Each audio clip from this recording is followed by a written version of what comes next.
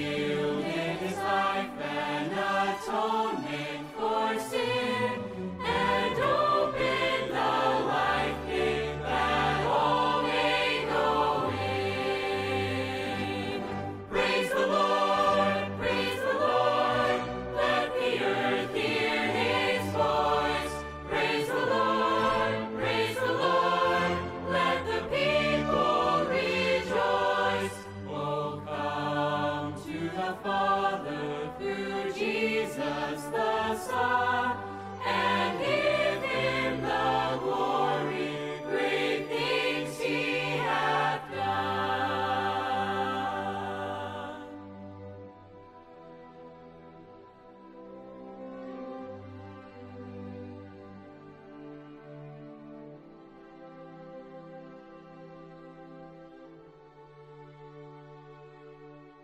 O perfect redemption, the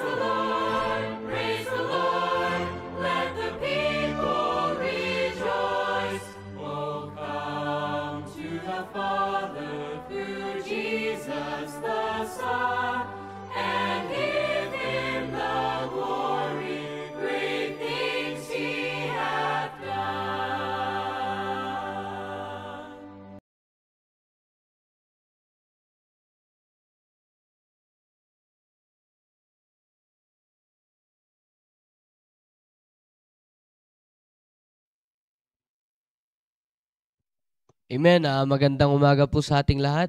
Magandang umaga sa atin, sa ating mga live viewers. Magandang umaga sa inyo. At ganun din po sa ating mga nandito sa actual.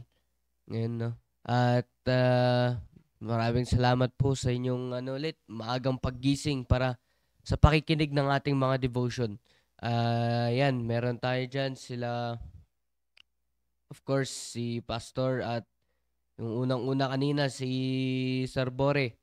Si Sir Bore, magandang umaga po dyan sa inyo. At yun din sa inyong family. Si Ma'am Joyce, magandang umaga po. At si Ma'am G. Abad, yan, magandang umaga rin po sa inyo.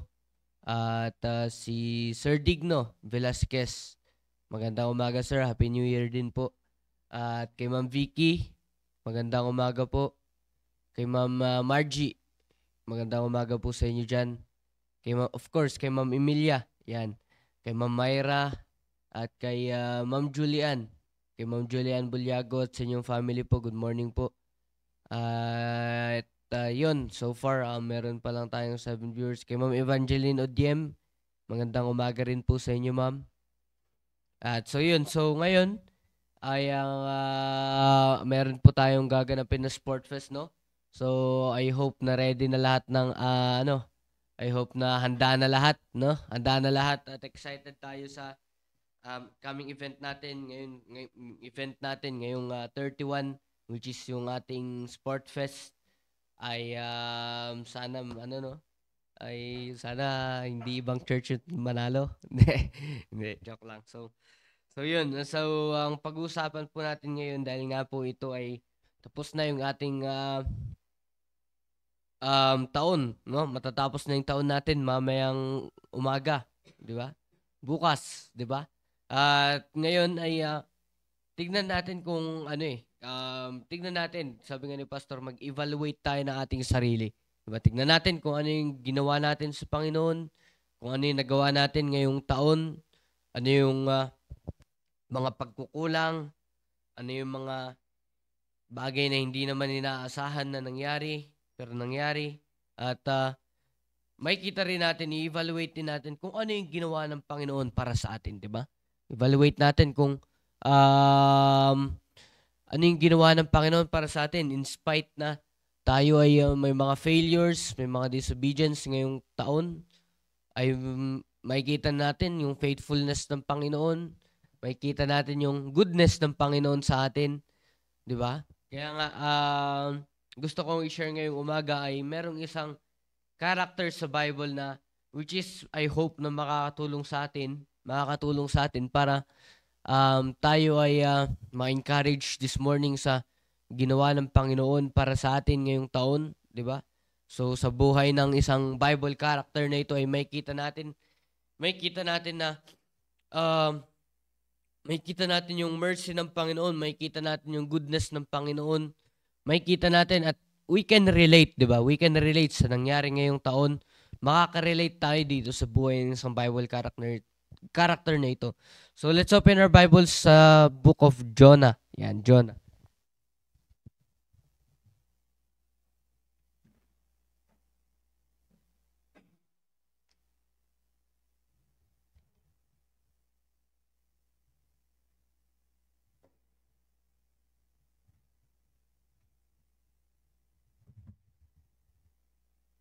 Jonah chapter number 1.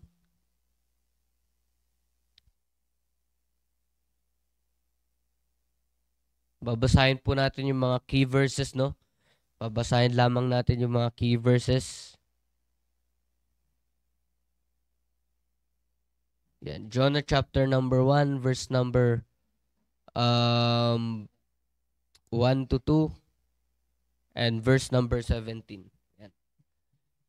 Sabi ng Bible, Jonah chapter 1, verse number 1 to 2. Now the word of the Lord came unto Jonah the son of Amittai, saying, Arise, go to Nineveh, that great city, and cry against it, for their wickedness is come up before me. Verse number 17. Now the Lord had prepared a great fish to swallow up Jonah, and Jonah was in the belly of the fish, 3 days and 3 nights. So yung pag-uusapan natin ngayon ay yun nga yung ginawa ng Panginoon sa taon na ito through the life of Jonah. Diba? So sabi ng Bible, may kita natin dito sa buhay ni Jonah ay chapter number 1, may kita natin dyan. Nandyan yung command ng Panginoon sa verse number 1, verse number 2. Sabi dyan, "Arise, go to Nineveh, that great city, and cry against it, for their wickedness is come up before me." So ito, yung story po ni Jonah ay di naman na ito sa atin, pero ito ay napaka-familiar na story, no? Ilang beses na natin ito napapakinggan kahit hindi naman tayo lumaki sa Sunday school, kahit hindi tayo Sunday school teacher. Alam naman na natin tong kwento ni Jonah. Alam ko napaka-familiar po na ito, no? So this time ay ang Panginoon ay tinawag niya si Jonah. Sabi ng Bible, "Arise, go to Nineveh, that great city, and cry against it, for their wickedness is come up before me." So ang Diyos ay He commanded Jonah to prophesy and to preach sa mga Ninevites, di ba? Inutusan niya si Jonah na siya ay mag-preach. Siya ay mag-preach at sabi ng Bible to cry against it, para i-rebuke sila sa ginagawa nilang mali at mag-preach sa kanila about repentance, di ba? Tinawag niya si Jonah to preach, di ba? Para mag-share ng salita ng Diyos sa mga Ninevites. Dahil nga sabi ng Bible, "For their wickedness is come up before me." Dahil yung tao sa Nineveh ay mga napakasamang tao, di ba? Napakasamang tao. Sabihin na natin, makasalanan sila ng sobra, di ba? Makasalanan sila. Sila ay, sinabi nga ng Bible, wickedness. Sila ay mga wicked na tao. At ang sabi ng Bible, yung wickedness nila ay umabot na sa Panginoon. Ibig sabihin nun ay galit na ang Panginoon sa kanilang wickedness, di ba? Galit na ang Panginoon at gusto ng Panginoon na sila ay mabago. Kaya He asked Jonah to preach and to prophesy sa mga Ninevites, di ba? Sabi nga ng Bible, the word of the Lord came unto Jonah, di ba? Yung salita ng Diyos, dahil ganyan Kung makikita niyo po sa lahat ng, lalo na dito sa Old Testament, lalo na sa mga minor and major prophets, yung sa mga books dito, makikita natin sa start ng book nila, or makikita natin yan sa first chapter ng book nila, na yung the word of the Lord came unto them, di ba? So, ang Panginoon ay pumipili ng specific na person para para mag-preach, para gawin yung tungkulin, para gawin yung pinapagawa ng Panginoon. And Jonah is one of them. Jonah is one of them na ang Panginoon ay inutusan niya si Jonah, hindi nag-ask ng favor ang Panginoon, di ba? Kasi kung titignan po natin dito, sabi ng Bible, "The word of the Lord came unto Jonah the second time." Sabi ng Bible, Jonah, the son of Amittai, "Arise, go to Nineveh." So it is a command, di ba? It is a command from God. Sabi ng Bible, "Arise, go to Nineveh, that great city, and cry against it, for their wickedness is come up before me." Hindi nag-ask ng favor ang Panginoon kay Jonah, di ba? He is a prophet, di ba? Lingkod siya ng Diyos. Hindi nag-ask ng favor ng Panginoon. Hindi sinabi ng Panginoon na, "Pwede ka bang pumunta doon sa Nineveh?" Di ba? Kundi sabi ng Panginoon, "Arise." Di ba? Sabi ng Panginoon, "Tumayo ka dyan. Go to Nineveh." Di ba? So, ang Diyos ay nag-command kay Jonah to prophesy and to preach. Di ba? Pero ano nangyari? Sabi ng Bible, verse number 3, "But Jonah rose up to flee unto Tarshish from the presence of the Lord, and went down to Joppa, and he found a ship going to Tarshish. So he paid the fare thereof, and went down into it, to go with them unto Tarshish from the presence of the Lord." So sabi ng Bible ay instead of obeying God, instead of obeying the command of God, ay Jonah chose to disobey God. Bakit? Kung titignan po natin dito, ay ginudge muna ni Jonah yung mga tao sa Nineveh, di ba? Nakita niya, makasalanan tong mga to. 'Di ba? Sabi nga ng Bible, for their wickedness is come up before me. 'Di ba? That great city and cry against it. Natakot si Jonah. Bakit? Punong-puno ito ng kasalanan. 'Di ba? O baka sinabi niya, ay, Panginoon, bakit kinakailangan pa ba nilang maligtas sa mga yan? 'Di ba? Siguro sinabi niya na, bakit kinakailangan pa ba nilang maligtas? Bakit kinakailangan pa ba nilang makorek? Napakasama na nila eh. Hayaan mo na lang sila, Panginoon. 'Di ba? Ginudge niya na yung mga people, yung mga tao ng Nineveh. 'Di ba? Ginudge niya na yung mga tao ng Nineveh. At anong ginawa niya? Dahil sa natakot siya, hindi niya sinunod yung gusto mangyari ng Panginoon. 'Di ba? Hindi niya sinunod yung gusto mangyari ng Panginoon. Kaya ang sabi ng Bible, he rose up to flee unto Tarshish. Pero notice the phrase, from the presence of the Lord. Di ba? Makikita natin dito na, sabi nga ng Bible, the eyes of the Lord are in every place, beholding the evil and the good. Di ba? Sabi ng Bible, siya ay, he rose up to flee. Di ba? Siya ay tumakbo. Pero ang sabi ng Panginoon, pero ang sabi ng Bible, nakikita siya ng Panginoon. Sabi ng Panginoon, he rose up to flee into Tarshish from the presence of the Lord. Di ba? Tumakbo siya sa Panginoon. Hindi ba makikita natin dito na, parang, syempre, prophet siya ng Diyos. Alam niya na nakikita siya ng Panginoon kahit saan man siya pumunta. Pero, makikita natin dito na dinisobey niya yung Panginoon harap-harapan. Di ba? Dinisobey niya ang Panginoon harap-harapan. Dinisobey niya ang Panginoon na nakikita naman siya ng Panginoon. Di ba? Sabi ng Bible, he rose up to flee unto Tarshish from the presence of the Lord. Di ba? Mga kapatid, alam naman po natin yan na hindi tayo makakatakas sa presensya ng Panginoon. Di ba? Hindi tayo makakatakas kahit takbuhan mo yan, kahit taguan mo ang presensya ng Panginoon, nandyan pa rin yan. Hindi mawawala yan. Di ba? Hindi mawawala yan. Dahil nga yung presensya ng Panginoon, lalo na sa ating mga ligtas, by the way, si Jonah ay isang ligtas, di ba? Si Jonah ay ligtas. So, ang makikita natin dito na siya ay alam niya. May alam siya patungkol sa Panginoon. Pero, sabi nga ng Bible, prophet siya. Prophet siya. At siya ay choose talaga ng Panginoon. Siya ay pinili talaga ng Panginoon to prophesy and to preach sa Nineveh. Diba? Pero anong ginawa niya? Tumakbo siya. Diba? Hindi ba nakakatawa yun na nagtatago ka sa Panginoon pero nakikita ka naman ng Panginoon? Diba? So, ang sabi ng Bible ay his fear ay sabi ng Bible, tumakbo nga siya sa Panginoon dahil natakot siya. Diba? Dahil natakot siya. Diba? Instead of obeying God, he ran away because he was afraid. Diba? Natakot siya sa mga tao sa Nineveh. Diba? Natakot siya sa mga tao sa Nineveh. Okay, kung paano nga ba naman dinescribe ng Panginoon? Sabi ng Bible, for their wickedness. Tapos mag-isa mo pa. Sa atin ngayon, kapag lumalabas tayo mga full-time, bawal na nga yung walang kabady. Diba? Pero si Jonah ay mag-isa niya lang. At inutusan siya ng Panginoon sa isang malaking syudad. Diba? Pero natakot siya. Siyempre, natakot siya. At anong ginawa niya? Siya ay nag-disobey sa Panginoon. Diba? Siya ay nag-disobey sa Panginoon. At makikita naman natin dito na hindi naman uutusan ng Panginoon si Jonah kung papatayin lamang siya ng Panginoon dun sa Nineveh. Diba?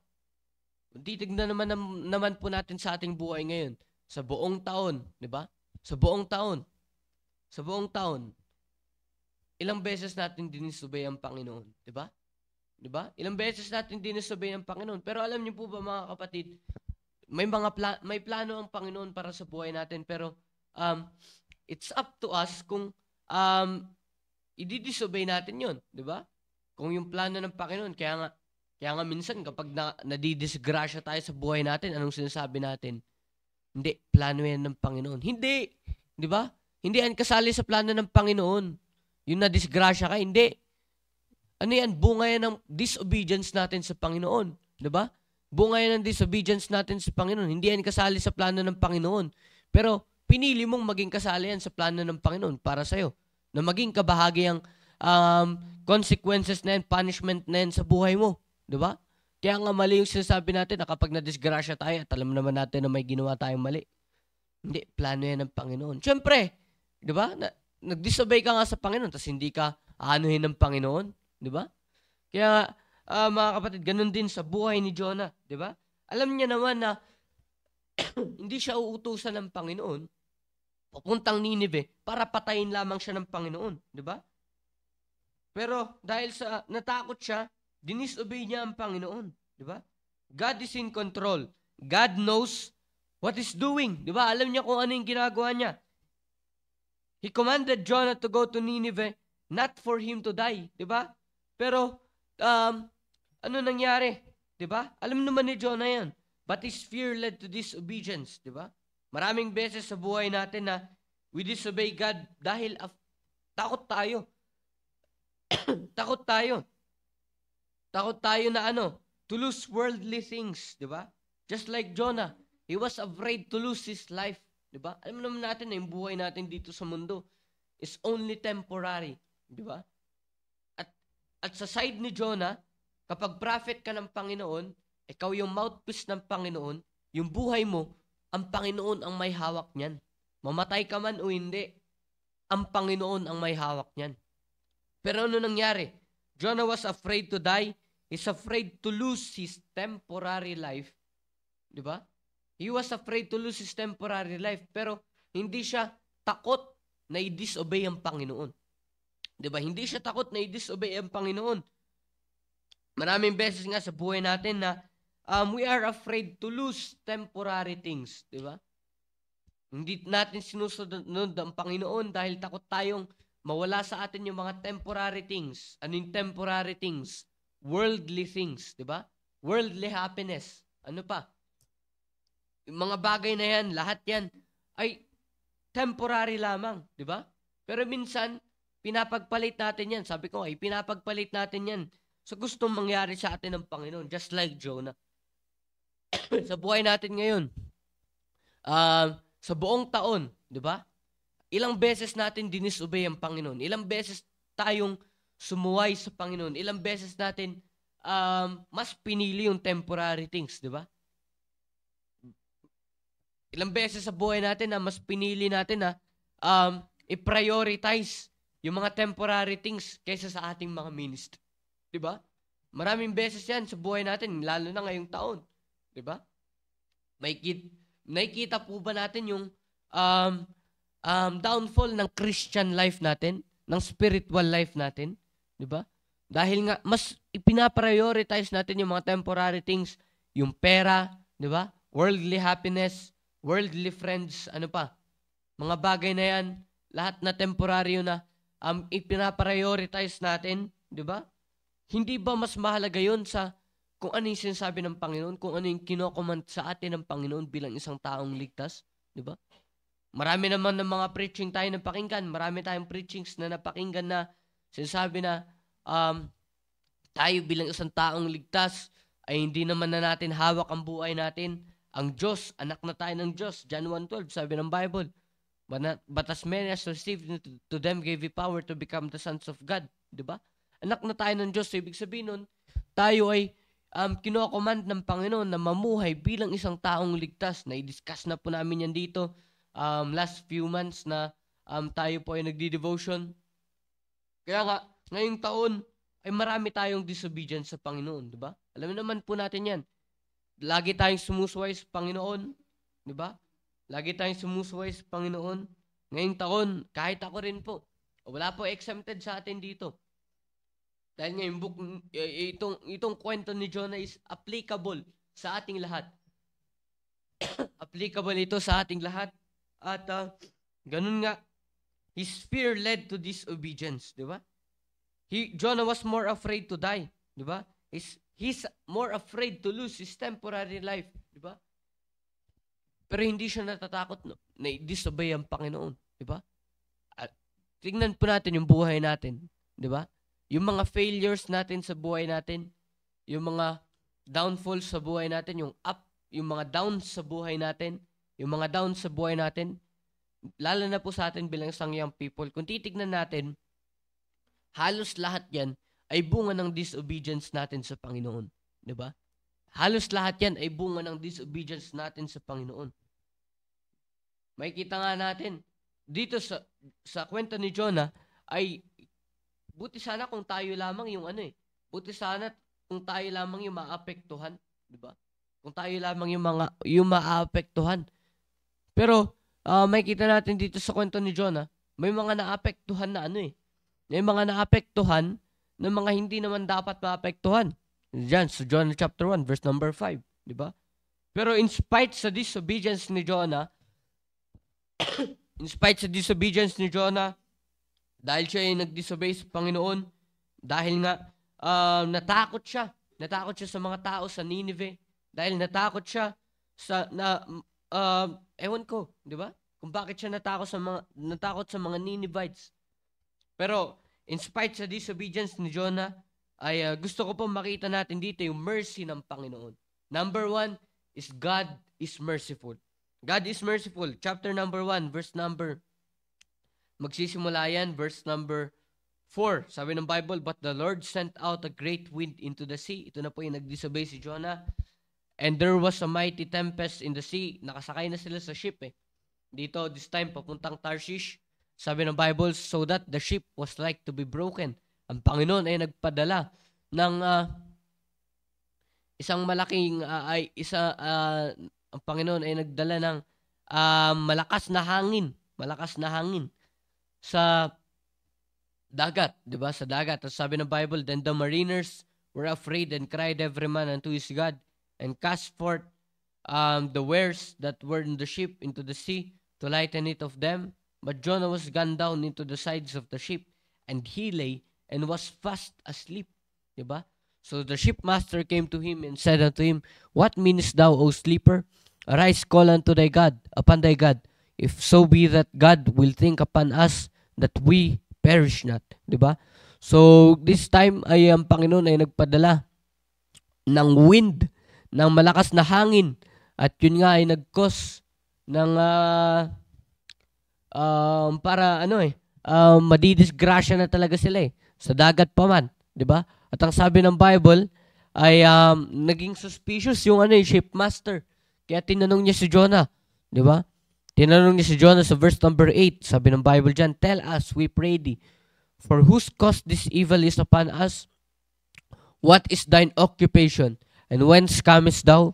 What is thy country? And of what people art thou?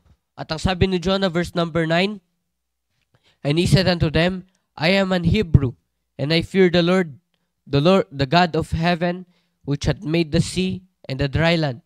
Then were the men exceedingly afraid, and said unto him, why hast thou done this? For the men knew that he fled from the presence of the Lord, because he had told them, diba? So, ngayon, nalaman na ng mga kasama niya sa ship na siya ay umalis sa Panginoon. At anong ginawa nila?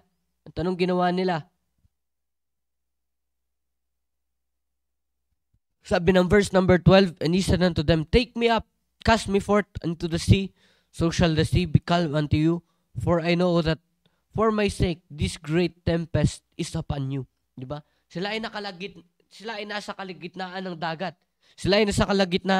Ang sabi niya, itapon niyo ako sa dagat at kakalmado yung dagat. Diba? At ang sabi nga ng Bible, verse number 15, so they took up Jonah and cast him forth into the sea, and the sea ceased from her raging. Then the men feared the Lord exceedingly and offered the sacrifice unto the Lord and made vows. So makikita natin dito na in spite sa disobedience ng Panginoon, ay nandun yung correction ng Panginoon. Diba? Nandun yung correction ng Panginoon. At makikita nga natin dito, verse number 17, ito na, makikita natin dito yung mercy ng Panginoon. Now the Lord had prepared a great fish to swallow up Jonah, and Jonah was a fish 3 days and 3 nights. Now yung great fish dito, Take note po yung great fish dito na ipinadala ng Panginoon that God had prepared represents the mercy of God. Represents the mercy of God. Na dahil, in spite sa disobedience ni Jonah, hindi niya sinunod ang Panginoon, natakot siya sa mga Ninevites, God prepared His mercy. Diba? God prepared His mercy. Many times sa buhay natin, this year, ay dinisobey natin ang Panginoon, pero bilang isang taong ligtas, nakita po natin yung mercy ng Panginoon sa atin. Diba?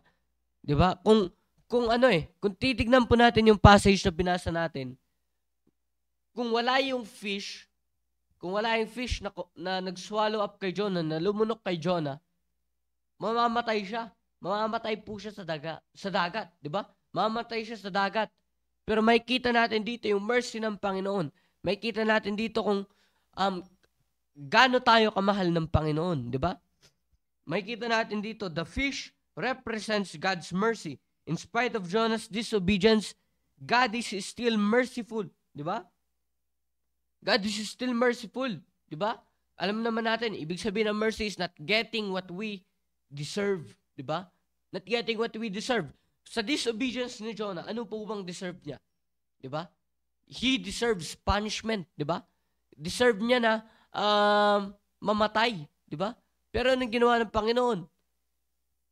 Anong ginawa ng Panginoon? Dahil sa mercy ng Panginoon, makikita po natin mamaya yung bunga ng mercy ng Panginoon, di ba? Pero nandun yung mercy ng Panginoon, hindi na hinayaan na si Jonah ay mamatay. Di ba? Makikita po natin yan dito sa passage, di ba? Jonah could have died, but God swallowed him up with His mercy, di ba? God swallowed Jonah with His mercy, di ba? Mamamatay na dapat si Jonah, pero nandyan yung mercy ng Panginoon. Nandyan yung mercy ng Panginoon. Nandyan yung ayaw ng Panginoon na madisgrasya si Jonah, di ba? Kaya nga, in spite of disobedience, in spite of failures, dahil nga hindi natin sinunod ang Panginoon ngayong taon, ay ako mismo nakita ko yung mercy ng Panginoon sa buhay ko. Di ba? May kita natin yung mercy ng Panginoon. At kapag tayo ay naligtas, tayo ay anak ng Diyos, we will experience God's mercy. We will always experience God's mercy. Through what? Through correction. Di ba? Through correction. Through correction. Sabi ng Bible, Proverbs chapter number 3, verse number 11 to number 12. Basahin mga Jonah. Joanna. Basahin mo nga. Proverbs chapter number 3, verse number 11 to 12.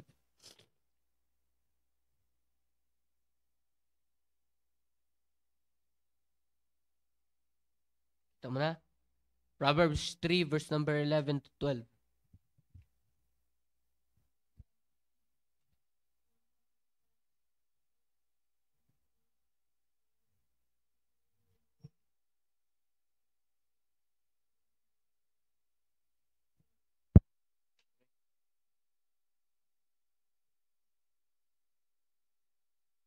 Yan. So may kita po natin sa passage, sabi ng Bible, Proverbs chapter 3, verse number 11 and 12. My son, despise not the chastening of the Lord. Sabi ng Bible, wag nating ibaliwala yung chastening ng Panginoon. Neither be weary, or wag tayong mapagod sa correction ng Panginoon. Di ba? Bakit?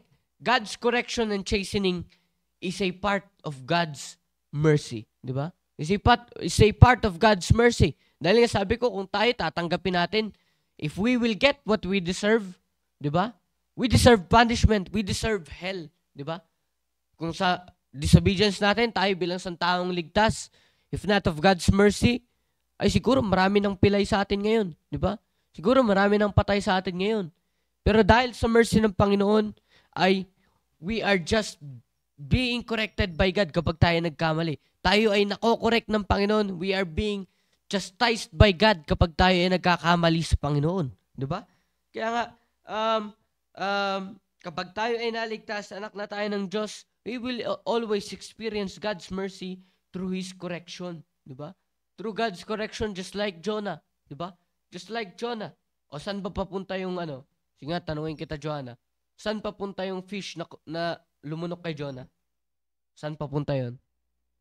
'Di ba? Sa Tarshish. Ay, Tarshish ka dyan. Saan? Saan papunta? Pati ako tuloy, saan papunta yung nag-swallow up kay Jonah? 'Di ba? Sa Nineveh pa rin, 'di ba?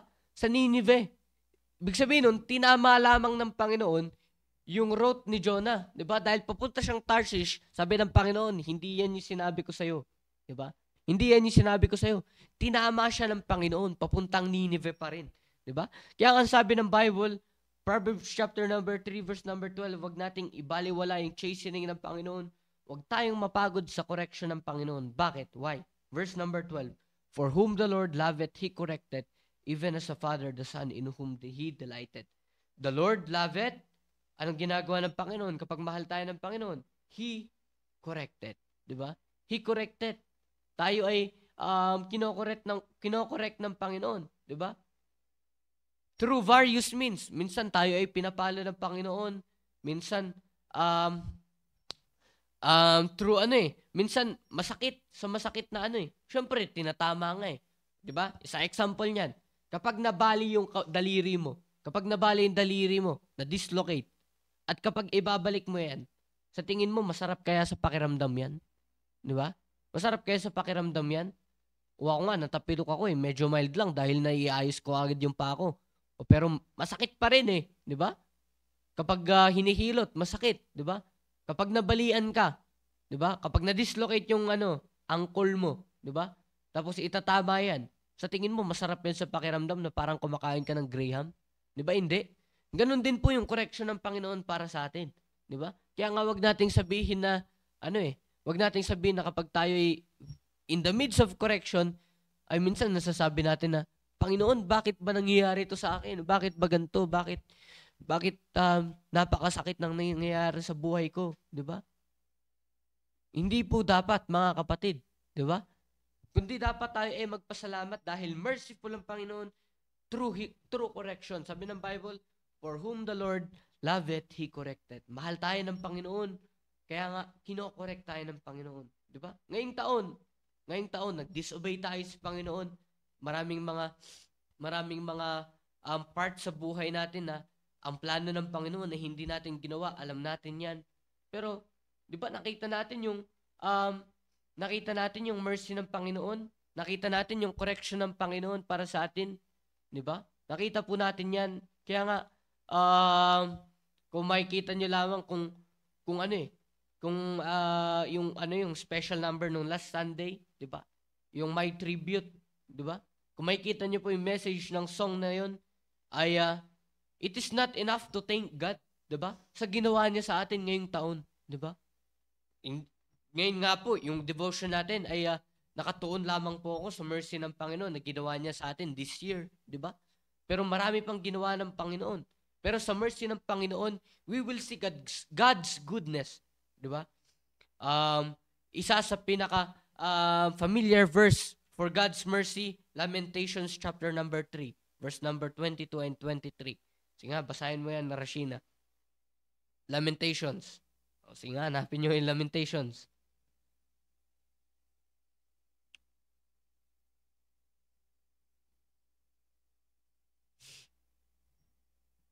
Lamentations chapter 3 verse number 22 and 23.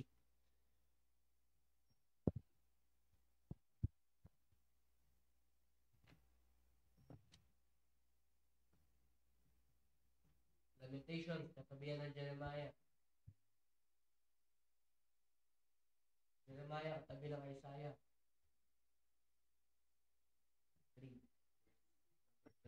22 and 23. No.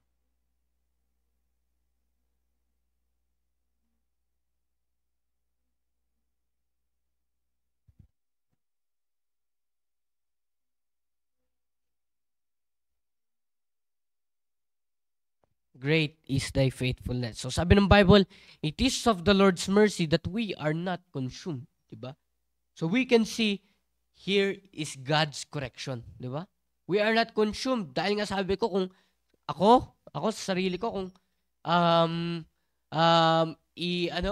kung tatanggapin ko lahat ng katumbas ng aking kasalanan, siguro patay na ako ngayon. O, diba? Siguro sinabi ko, marami na akong siguro, nakalibing na ako ngayon. Pero, it is of the Lord's mercy that we are not consumed. Diba? Sabi ng Bible, it is of the Lord's mercy that we are not consumed. Why? Because His compassions fail not. Diba? Because His compassions fail not. Diba? We deserve God's punishment every time na tayo ay nagkakasala sa Panginoon. We deserve punishment every time we disobey God. Pero ang sabi ng Bible, it is of the Lord's mercies that we are not consumed. Diba? Because His compassions fail not. At hindi nagtatapos doon. Dahil kung merciful ang Panginoon, ay siguro sabihin natin, dahil kung merciful ang Panginoon, dahil kung itutumbas natin yung mercy natin bilang isang tao, yung habag natin bilang isang tao, o ako mismo,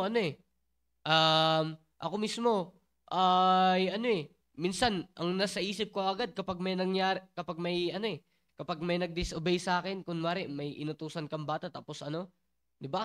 Ang nasa isip ko agad, kapag hindi sununod, babatukan mo, di ba? Babatukan mo kung ano-anong gagawin mo. Pero hindi po ganun ang Panginoon sa atin. Nakikita niyo po ba na kapag lumihis tayo ng daan, imbis na ipunish tayo ng Panginoon, dahil kapag pinunish tayo ng Panginoon, ay mas deserve natin yon, di ba? Mas deserve natin yon. Pero ang ginagawa ng Panginoon ay ipinipili niya tayong itama, di ba? Pinipilit niya tayong itama, di ba? Ganun po ka-merciful ang Panginoon. Ganun ka-merciful ang Panginoon. At hanggang saan yung mercy ng Panginoon? Sabi ng Bible, verse number 23, they are new every morning. Diba? They are new every morning. Diba? It is unending. Diba? God's mercy is unending. God's mercy is unfailing. Diba? Hindi po natatapos yung mercy ng Panginoon. Diba? Kung titignan natin, yung whole universe is not enough is not enough na para ma-contain yung mercy ng Panginoon. Diba? Sa atin bilang isang taong ligtas, diba? Sa atin bilang isang taong ligtas. Kaya nga mga kapatid, ay hindi ba tayo dapat ay magpasalamat sa Panginoon na ngayong taon ay may bagong taon na darating? Hindi po ba dapat tayo ay magpasalamat sa Panginoon na dahil naranasan na naman natin yung mercy ng Panginoon, diba? Sabi ko nga, kung tatanggapin natin yung punishment ng Panginoon, siguro ngayon, ilang beses tayo naglamay ngayong 2024, di ba? Ilang beses siguro tayo naglamay. Ilang beses siguro marami nang namatay ngayong 2024. Pero sabi ng Bible, it is of the Lord's mercies that we are not consumed. Balik tayo kay Jonah. Sabi ng Bible, verse number 17, but God prepared a great fish. Nakita niyo po ba ito? Di ba? Sabi ng Bible, ipag-connect natin. Verse number Jonah 1 and 2, makikita natin dyan. Verse number 3, Jonah rose up to flee into Tarshish from the presence of the Lord. Diba? From the presence of the Lord. Siya ay tumakbo sa Panginoon. Siya ay lumayas sa Panginoon. Na nakikita siya ng Panginoon. Pero makikita natin sa verse number 17. Sabi din ng Bible, now the Lord had prepared a great fish. Diba? Alam ng Panginoon na magdi-disobey si Jonah. Diba? Anong ginawa ng Panginoon? God prepared His mercy. Diba? God prepared His mercy to swallow up Jonah. Diba? In spite of disobedience, God preserved Jonah. Diba? Through His mercy. Diba? Through His mercy. Kaya nga mga kapatid, makikita natin dito na sa buhay ni Jonah, this time, nung kinain siya, ay nung nilunok siya, hindi pala kinain, kasi kapag kinain, ninguya diba? So, nilunok siya ng fish. Sabi ng Bible, ay nandun siya dun sa loob ng fish for 3 days and 3 nights. Bakit? Itong time na ito ay ipinaunawa ng Panginoon yung mercy niya kay Jonah. Diba? Dahil nga kung titignan po natin, ang Panginoon ay kaya niya tinawag si Jonah na mag-preach sa mga Ninevites dahil merciful ang Panginoon sa mga taga-Nineveh. Diba? Sa mga taga-Nineveh. At hindi naunawaan ni Jonah yung mercy ng Panginoon.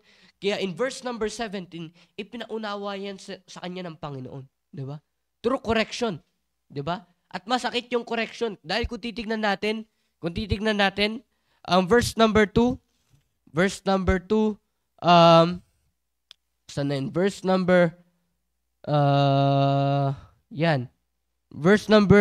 Chapter number 2, kung makikita niyo po dyan, ay makikita natin dyan yung affliction ni Jonah sa loob ng tiyan ng whale. Whale yan. Sa loob ng tiyan ng big fish na yan. Di ba? At makikita natin na dinescribe nga yun ni Jonah as hell. Di ba? As hell, sabi niya. Pero makikita natin dito yung mercy ng Panginoon. Di ba? Yung mercy ng Panginoon. And not only the mercy of God, unti na lang yung oras natin. So, not only the mercy of God, but let's proceed to chapter number 3. But also, God's, verse number 3, yan. Verse number 3, verse number 1. Basahin mo nga yan, Pia. Jonah chapter 3, verse number 1. Verse number 2.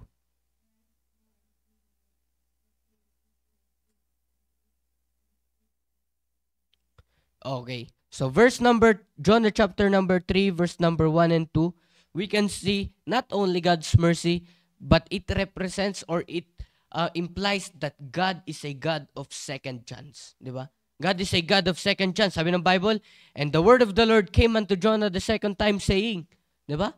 Siya pa rin yung inutusan ng Panginoon to go to Nineveh. Di ba? This time, marami namang pwedeng kunin na prophet ang Panginoon. You remember Elijah? Nung time na siya ay na-discourage, anong sabi ng Panginoon? Dahil akala ni Elijah, mag-isa niya na lang na siya yung prophet ng Panginoon. Pero anong sabi ng Panginoon? Marami pang prophet na nagtatago dun sa cave, di ba?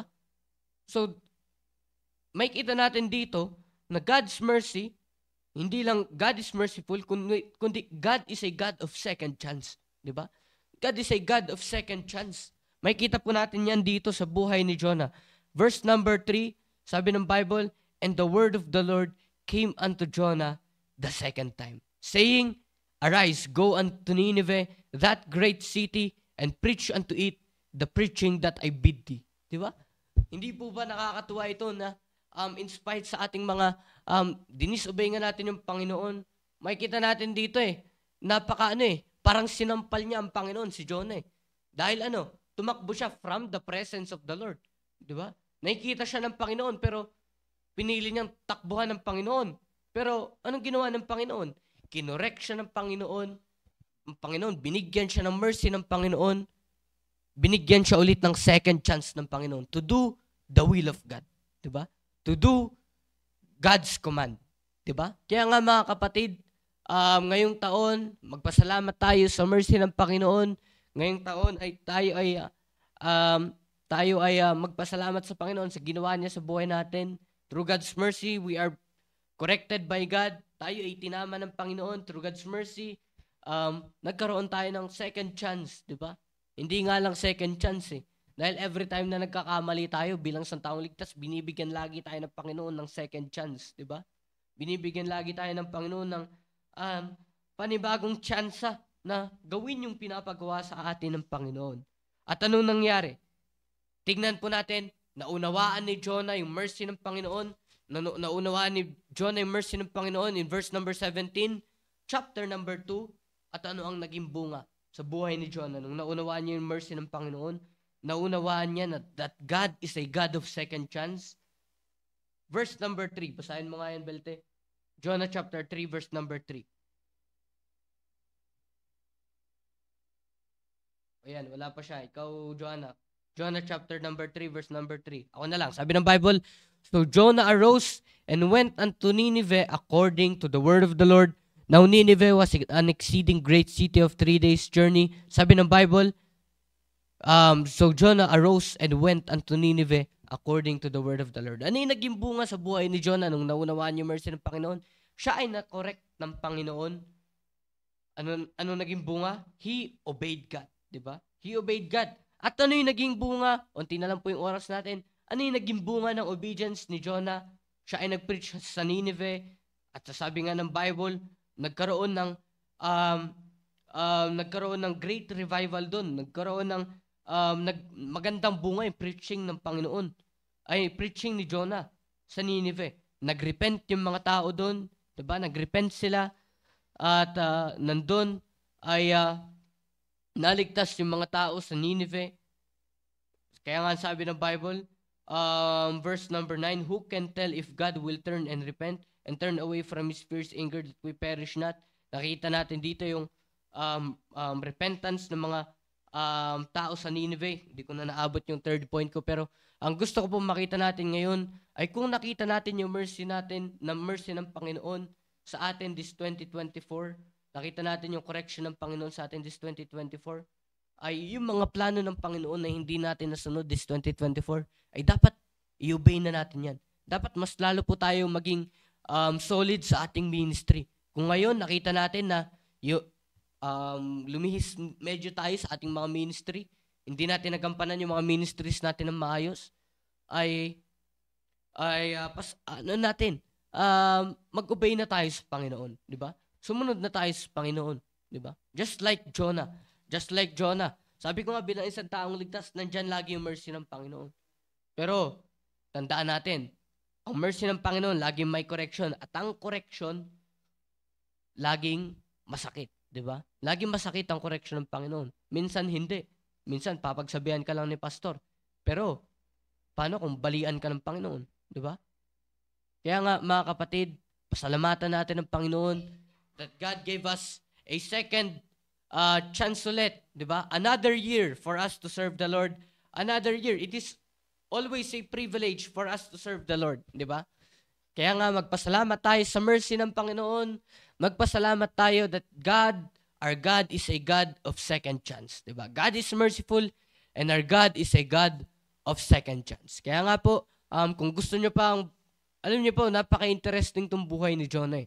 Napaka-interesting. Kaya kung gusto nyo pang basahin yan, basahin niyo po, limited yung time natin eh. Kaya nga ngayon, meron po tayong mga live audience dito. So, let's hear from them kung ano yung insight nila, kung ano yung natutunan nila ngayon, di ba?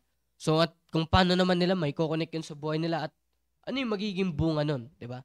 Ngayong bagong taon, 2025, di ba? Yung mga kamalian na ginawa natin ngayon, di ba?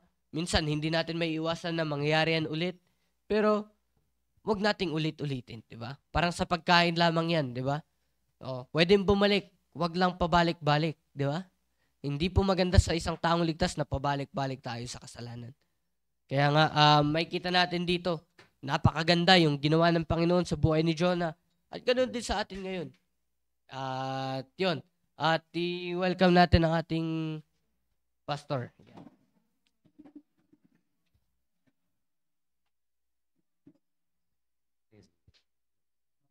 Kami. Na lang yung natutunan nila pero. Amen, amen. All right, magandang umaga sa ating lahat. Mga kapatid, it's good to be always to have the Word of God. At alam niyo, napakaganda na ganitong ginagawa natin. Maling yung iba ay hindi niyo masyadong na-appreciate ito. Pero mga kapatid, sasabihin ko sa inyo, wala nang gaganda na tayo ay ang punot ugat ng ating pagsasama ay walang iba kundi salita ng Diyos. Wala nang tatalo dyan. Yan ang pinakamaganda yan. Sapagkat ang samahan na ito ay hindi lamang hanggang dito sa lupa, kundi hanggang sa langit at it will last forever and ever. Yan ang maganda dito. So, huwag niyong kakalimutan sa mga kapatiran na nakikinig ngayong umaga, I have a blessed New Year sa inyong lahat. Oo. Hindi lang dapat happy, pero pinakamaganda ay makita natin yung blessing ng Diyos even at the last day of 2024 ay binuhay pa tayo ng Diyos. Katulad niya, isipin nyo isipin nyo na lang yung disgrasya.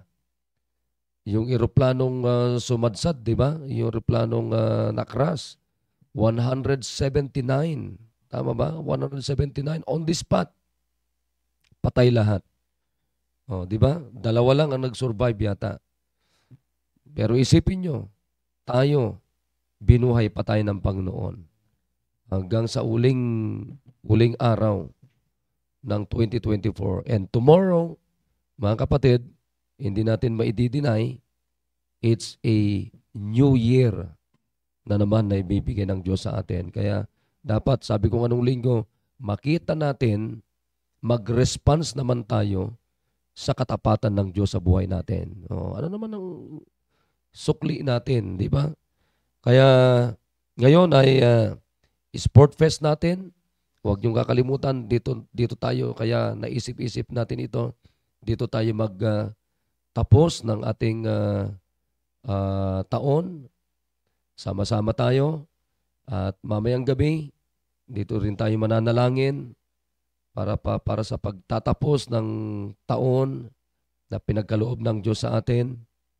And then bukas, huwag niyong kakalimutan, it's the first service of the year 2025.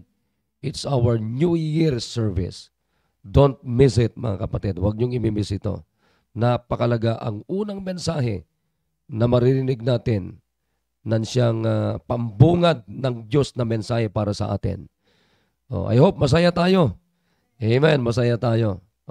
Tanungin natin kung anong natutunan to mga to. Pangalawa, ano naman ang gusto nilang mangyari sa susunod na taon. Ito mga kurdapya na nandito.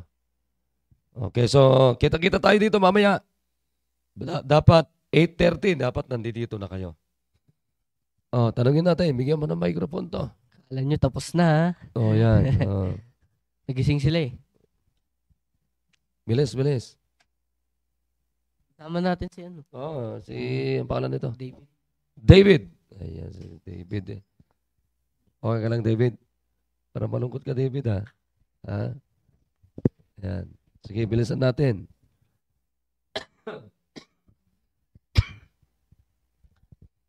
Bilis. Ayaw yung magsalita. Ayaw ko ng pabagal-bagal. Natutunan ko po ay dapat po wag po nating Hindi, ikaw mismo, wag mong isama yung iba. Ikaw. natutunan ko po ay dapat hindi ko po ibaliwala ang teaching ng Panginoon at dapat po hindi po ako mapagod na Pakilakasan mo yung ano mo. ng Panginoon at bilang isang magpasalamat tayo dahil may merciful ang Panginoon. Yun lang po. Dapat di ba tayo Ano daw yung plano nyo next year? plano ko po next year ay lalo pang lumago sa Panginoon at lalong palaguin yung area at magkaroon pa ng sariling disciple at every Sunday magkaroon ng bisita. Amen. Ulitin mo. Plano. Plano ko po ay lumago po ako sa ministry at magkaroon po ako ng disciple na 2. Yun lang. Ang natutunan ko po ay wag unahin ang pera. Dapat unahin natin ang Panginoon. At ang goal ko po ay dapat Sige. magkaroon po ako ng disciple at marami po akong madalang ng bisita po dito. Yun lang. Good morning po. Ang natutunan ko po ay dapat po wag po natin ipagpalit yung temporal things para po hindi po tayo makasunod sa command ng Panginoon sa atin. At lagi po nating aalalahan na pagka kinokorek po tayo ng Panginoon, ito po ay kasali sa mercy ng Panginoon at dapat hindi po tayo nakapapagod sa correction ng Panginoon. Dapat hindi ako, sabi mo, sarili mo ha, hindi tawag ko naman damay. Hindi po ako nakapapagod sa correction ng Panginoon. At Plano. At ang plano Lapit ko po, mo microphone mo. At ang plano ko po sa 2025 ay madagdagan po yung disciple ko na 2 at maging 5 po at makapagdala po ako ng maraming bisita sa 2025 every Sunday. Yun lang po. Okay, sige. Thank you sa ating lahat. Meron din tayong kasama natin si David. Ayan, yan si David. Anong magandang plano mo, David? Anong gusto mo mangyari sa iyo sa susunod na taon. Yan. Ito si David ay pamangkin ni ni Panineng. Yan. Sige, David. Sige. Plano ko po sa 2025 lalo pa pong Microphone, mo. lumago ang ministry ko. Anong ministry mo doon sa church nyo? May ministry ka ba? Choir, ganun. Kumain. Nagsasong lead. Oh, pambira. Song leader pala to. Amen. So, panalangin natin si... Sige. Sabihin ka ba? Wala na. Alright. Yan si David. Plano niya ay magkaharap na sila ni Goliath. Oh, yan si David. Oh. Tita niya. Oh, ihanda mo na yung tirador mo, ha? Pababagsakin mo si Goliath, sigurado yan. Hindi na kita tutulungan kasi ikaw si David, eh. Ayan, alright. So, dyan nagtatapos ang ating mga devotion, mga kapatid. At, ayan, bati lang natin yung mga, Sir Villa, Happy New Year sa'yo. Ayan, Blessed New Year. Sir Ariel, ayan. Ma'am Rachel, Kasama niya ayan. daw si Ma'am Geraldine. Ha? Kasama niya si Ma'am Geraldine. Geraldine. Mambira. Napakaganda pala ni Geraldine sa personal. Happy New Year sa inyo. Ayan. Ganda, dito na tayo sa Pilipinas. Sama-sama tayo dito. Ayan, si Philip. Saan ka nagpunta, Philip? Nawala ka bigla. Manamanji, Happy New Year. Ha? Ayan, kumusta kayo lahat yan? Si Colin, kumusta? Si Manong Arnel. Happy New Year sa inyo lahat. Okay, si Brother Val. Ingat ka dyan, ingat. Ayan. Kaya sila Mayan, si Rochelle, Cherry. Ayan, Cherry. Dito tayo mamaya lahat. Sister Julie. Ayan, sino pa? Sir Ariel, di ko pa nabati kanina. Sir Ariel, nabati ko na. Si Brother Gilbert. Dito tayo, Brother Gilbert. Tayo, mas masaya dito. Masaya dito, walang alak. Oo. Delikado dyan, baka mapatagay ka dyan. Ayan, sino pa? Si Sister Vanji. Yan, punta ka dito sa church. Dito tayo. Sister Myra, Brother Bore. Yan, dito tayo. Sama-sama tayo dito. Dito natin tapusin yung taon natin hanggang mamayang gabi. Salubungin natin ang panalangin, pasasalamat. Sister Vanji, yan, Sister Joyce. At baka meron pa akong hindi nabati na nag-appear dito sa aking cellphone. So, yung aking pinsan, si Roseanne. Happy New Year, ading. Maging si Ante, pakisabi mo sa kanya. Yan, si Inday. Yan. Alright, so dyan nagtatapos ang ating devotion ngayong umaga. Sama-sama tayo na tapusin at salubungin ng panibagong taon kasama ang Panginoon. Huwag nating iwalay ang Panginoon kasi siya may gawa lahat nito. O sige, tayo manalangin. Pray tayo. Dakilang Diyos, maraming salamat sa ginawa niyo po sa amin po ngayong pong umaga. Thank you sa inyong salita. Thank you sa inyong katapatan, Panginoon. We love you so much and we praise you, O God. At pagpalain niyo po inyong mga anak at pagpalain niyo po ang aming Sport Fest ngayong pong umaga o maghapon. At hanggang mamayang gabi, Panginoon, namin pong sasalubungin ang panibagong hamon, taon na muli niyo pong ibibigay sa amin at panibagong pagpapala, Panginoong Diyos. At iniling ko po na talaga namang hindi maubos ang aming pasasalamat sa inyo. Thank you sa inyo po mga pagpapala sa buhay po namin. Higit sa lahat, pagpapala na kami po ay nakakapaglingkod sa inyo. Thank you so much at ingatan niyo po ang bawat anak ninyo, Panginoon, maging ang okasyon po namin sa araw na ito. At patuloy kayo magligtas ng maraming mga kaluluwa. Maraming salamat po. Pinupuri kayo namin, pinapasalamatan because we love you so much and we praise you, O God. Ito po ang aming dalangin sa pangalan ni Jesus. Amen. Alright, salamat sa ating lahat. Happy New Year, a blessed New Year sa ating lahat. And we love you so much. I love you so much. And see you here At huwag niyo Amen. kakalimutan ang ating service bukas. Thank you. Thank you. Okay, thank you po. Thank you po sa ating lahat. Thank you po sa ating mga viewers. At wala po si Brother Mishak ngayon dahil kinuha nila yung ating pagsasalu-saluhan mamaya. Bukas. Bukas. Kanya-kanyang grupo ang kain kanya-kanyang grupo ang kain ngayon. Then bukas ay meron tayong pagsalu-saluhan. Ayan. After the service sa ating meeting. Thank you. Amen. Thank To you po. God be all God the bless. glory. Thank you so much.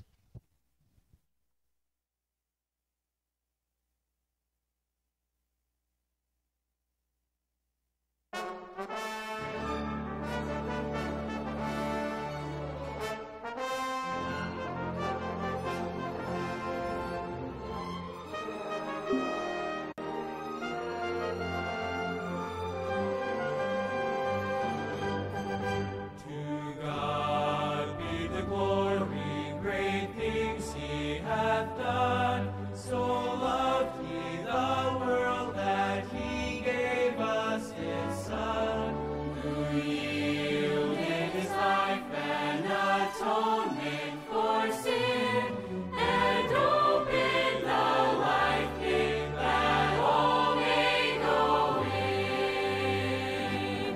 Praise the Lord, let the earth hear His voice. Praise the Lord, let the people rejoice.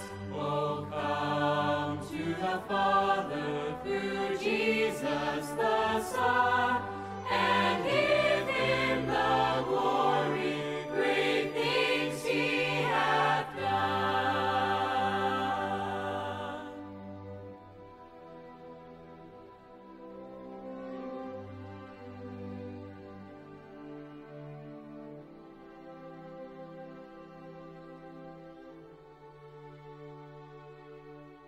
Oh, perfect redemption, the purchase of blood, to every believer, the promise of God. The vilest offender who truly believes that moment from Jesus a pardon receives. Praise the Lord, let the earth hear His voice. Praise the Lord, let the people rejoice. Oh, come to the Father through Jesus the Son, and give Him the glory, great things He hath done.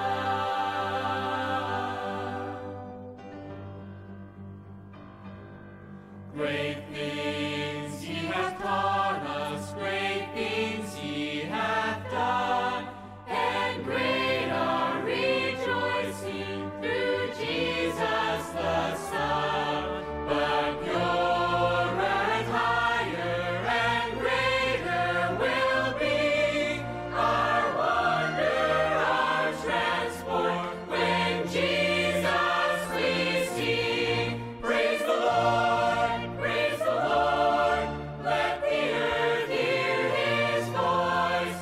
Praise the Lord, let the people rejoice. Oh, come to the Father through Jesus